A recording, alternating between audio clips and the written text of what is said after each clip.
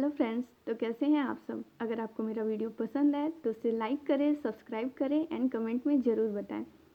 After a long time आखिर में आ ही गई। ओके, तो आज का हमारा टॉपिक है विटामिन्स। आज हम विटामिन्स के बारे में पढ़ेंगे, विटामिन्स क्या होता है। ठीक है, इसके पहले वाले वीडियो में प्रोटीन्स, कार्बोहाइड्रेट्स, इन सब के बारे में था। आज विटामिन्स के बारे में देखते हैं। The vitamins are biological active organic compounds. Vitamins organic compounds होता है, needed in minute quantities to perform special function in the body. Body में माइन्यूट क्वांटिटीज में नीडेड होता है। They play major role as biocatalyst in the metabolism. ये metabolism मैंने यहाँ पे ब्रेक करके लिखा है, इसलिए यहाँ पे ब्रैकेट में लिखा है इकट्ठे मेटाबॉलिज्म। ओके, मेटाबॉलिज्म में बायो कैटलिस्ट के रूप में इंपॉर्टेंट रोल प्ले करता है। ठीक है, आगे चल के मैं बताऊँगी बायो कैटलिस्ट क्या है एंड मेटाबॉलिज्म क्या है। ठीक है, अभी फ़िलहाल जान लीजिए मेटाबॉलिज्म में बायो कैटलिस्ट के रूप में इंपॉर्टेंट रोल प्ले करता है। इधर excess are the lack of vitamins causes several abnormalities in the metabolism. या तो विटामिन्स के एक्सेस हो जाने पे या कमी हो जाने पे सेवरल एबनॉर्मलिटीज हो जाता है मेटाबॉलिज्म में। Okay, the deficiency of the vitamins in the body is called hypovitaminosis and excess of vitamins is called hypervitaminosis. जब डिफिशियंसी होता है विटामिन्स की तब हाइपोविटामिनोसिस कहा जाता है, और जब एक्सेस होता है विटामिन्स तब हाइपरविटामिनोसिस कहा जाता है। Okay, classification of vitamins. Vitamins का क्लासिफिकेशन किया गया है फैट सॉल्युबल विटामिन्स में एंड वाटर सॉल्युबल विटामिन्स में। ठीक है, जो विटामिन्स फैट में सॉल्युबल होते हैं उनमें soluble in fat soluble vitamins fat में सॉल्युबल होते हैं। ओके, जैसे कि विटामिन ए डी ई के विटामिन्स जो है वो फैट सॉल्युबल होते हैं।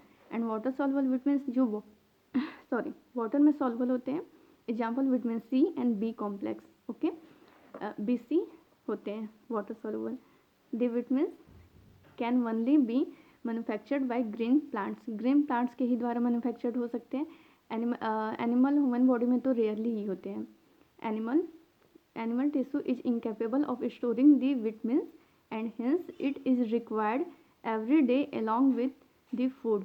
एनिमल्स जो होते हैं वो विटामिन्स को स्टोरिंग करने में इनकेपेबल होते हैं, इसलिए वो एवरी डे विटामिन्स लेते रहते हैं। ठीक है, लेकिन विटामिन B12 जो है वो लीवर में स्टोर होता है सर्टेन अमाउंट में। Okay, human body manufactures vitamin D using sunlight and can store most of the vitamins have been commercially synthesized.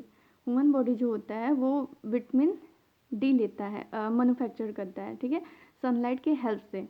ठीक है, और बहुत सारा विटामिन जो होता है कमर्शियली सिंथेसाइज्ड होता है। आगे देखते हैं, ये अभी मैं मेटाबॉलिज्म एंड बायो कैटलिस्ट आगे बताऊंगी। फिलहाल पहले देख लेते हैं कुछ और 2-4 लाइन विटामिन्स के बारे में। Womens are able to synthesize certain vitamins to some extent. Certain vitamins को सिंथेसाइज करता है। For example vitamin D is produced when the skin exposed to sunlight. ठीक है, जब सनलाइट में जाता है तो विटामिन डी सिंथेसाइज करता है। द एमिनो एसिड नियासिन जो है विटामिन बी को नियासिन कहा जाता है। Can be synthesized from the amino acid tryptophan. ठीक है, ट्रिप्टोफैन एमिनो एसिड से सिंथेसाइज्ड होता है नियासिन विटामिन। ठीक है, vitamin B5, vitamin K and biotin are synthesized by bacteria living in the gut. जो गट, हमारे गट में जो बैक्टीरिया पाए जाते हैं, जो बैक्टीरिया रहते हैं वो सिंथेसाइज करते हैं, वो बैक्टीरिया सिंथेसाइज करते हैं कौन से विटामिन के एंड बायोटीन। सो कौन कौन से विटामिन ह्यूमन बॉडी में बनते हैं, तो विटामिन डी बनते हैं, नियासिन बनते हैं, विटामिन B5, विटामिन के बनते हैं एंड बायोटीन बनते हैं। बायोटीन विटामिन H होता है। ठीक है, विटामिन के जो होता है वो ब्लड क्लॉटिंग में भी हेल्प करता है। और देखते हैं विटामिन B12 जो होता है वो लार्जेस्ट होता है and most structurally complex vitamin होता है। ठीक है, विटामिन B12। और आगे देखते हैं, और ऐसे विटामिन कई तरह के होते हैं, E, D, E, K, B, C जो भी होते हैं, तो इन सब के डिफिशियंसी से बहुत सारे डिजीज होते हैं। उसका चार्ट मैं नहीं बना पाई हूँ, सॉरी, इसके लिए सॉरी। आगे देखते हैं बायो कैटलिसिस क्या होता है एंड मेटाबॉलिज्म क्या होता है। तो बायोकैटालिसिस refers to the use of biological system to speed up chemical reaction, that is to increase or decrease the reaction rate but not take part in reaction. कोई भी चीज़ जो केमिकल रिएक्शन को increase और decrease कर दे, ठीक है, लेकिन उस रिएक्शन में पार्टिसिपेट नहीं करता है, ठीक है, उससे बायोकैटलिस्ट कहते हैं, ठीक है। जैसे कि पेप्सिन एंड ट्रिप्सिन है, ये सब चीज़ें कुछ चीज़ें बाद में याद आता है तो बाद में मैं लिखते जाती हूँ, एरो बना के इसलिए लिखी हूँ। पेप्सिन एंड ट्रिप्सिन जो है, पेप्सिन जो है प्रोटीन का डाइजेशन करता है स्टमक में, एंड ट्रिप्सिन भी प्रोटीन का डाइजेशन करता है, लेकिन ट्रिप्सिन स्मॉल इंटेस्टाइन में करता है, ठीक है। तो पेप्सिन जो है प्रोटीन का डाइजेशन करके प्रोटीन को ब्रेक डाउन करता है, प्रोटीन को पेप्टोन्स एंड पेप्टाइड्स में, ठीक है, लेकिन उस रिएक्शन में पार्टिसिपेट नहीं करता है, ठीक है, बस उस रिएक्शन के रेट को इंक्रीज और डिक्रीज करता है, ठीक है। तो वो कोई भी बायोलॉजिकल सिस्टम, कोई भी बायोलॉजिकल सब्सटेंस, उसको बायोकैटालिसिस कहा जाता है, ठीक है। तो विटमिन्स भी ऐसे ही बायोकैटालिसिस के जैसे रोल प्ले करता है, ठीक है, बायोकैटालिसिस के जैसे होता है, ठीक है। किसी भी केमिकल रिएक्शन को इंक्रीज या डिक्रीज करता है। और मेटाबॉलिज्म क्या होता है? Metabolism is a term that is used to describe all chemical reactions involved in maintaining the living state of the cells and the organism. किसी भी लिविंग ऑर्गेनिज्म और उसके सेल्स को लिविंग स्टेट में रहने के लिए, उसको मेंटेन करने के लिए जो भी केमिकल रिएक्शन इन्वॉल्व होता है उसको डिस्क्राइब किया जाता है एक टर्म से, मेटाबॉलिज्म से, ठीक है।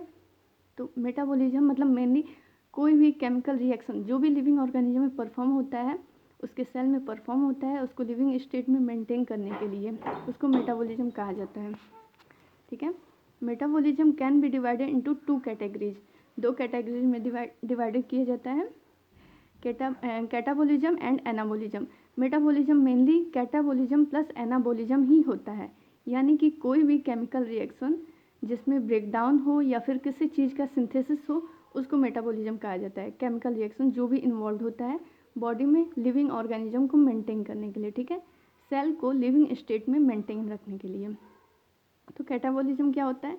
The breakdown of molecules to obtain energy, ठीक है, मॉलिक्यूल्स का ब्रेकडाउन, जैसे कि ग्लूकोज का होता है ग्लाइकोलिसिस होता है, ठीक है, ग्लूकोज का ग्लाइकोलिसिस होता है और पायरुविक एसिड बनता है, ठीक है, तो वो प्रोसेस पूरा कैटाबॉलिज्म है। एंड एनाबॉलिज्म क्या होता है? The synthesis of all compounds needed by the cells, compounds का सिंथेसिस जो सेल्स के द्वारा नीडेड होता है, ठीक है, उसको एनाबॉलिज्म कहा जाता है।